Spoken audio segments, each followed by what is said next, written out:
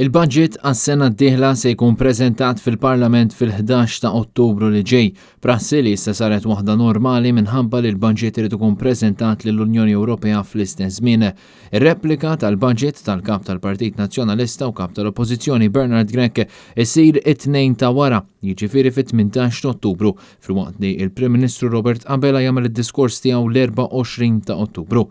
Dan se jkun l-aħħar budget qabel l-elezzjoni ġenerali li jmiss u għall-ewwel darba se jinqara mill-Ministru tal-Finanzi Clyde Caruana wara li l-Ministru Edward Scicluna ingħata karga fit-tmexxija tal-Bank Ċentrali. Caruana kien sar Ministru wara co-option fil-Parlament wara li kien okkupa l-karga ta' Chief of Staff f'Kastilja.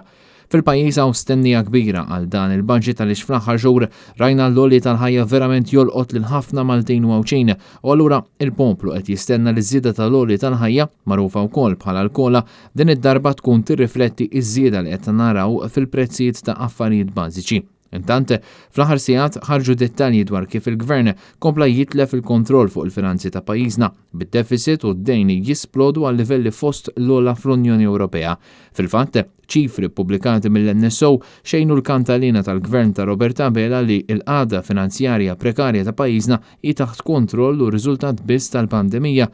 Skont l-NSO id-deficit ta' pajjiżna fl-ewwel 7 xhur tas-sena diġà kien ftit inqas minn 900 miljun euro u d-dejn fl-istess perjodu ġie rappurtat li kien 7.8 biljuni jew żieda ta' 1.2 biljun euro fuq l-istess perjodu is-sena l-oħra. Dan mistenni wassal għal deficit li jisboq l-10% tal-GDP din is-sena fuq 12% li ġew rapportati s-sena l-oħra, jiġifieri kważi id-doppju ta' dak li kien ippjana l-Gvern u waħda mill-ogħla rati fl-Unjoni Ewropea.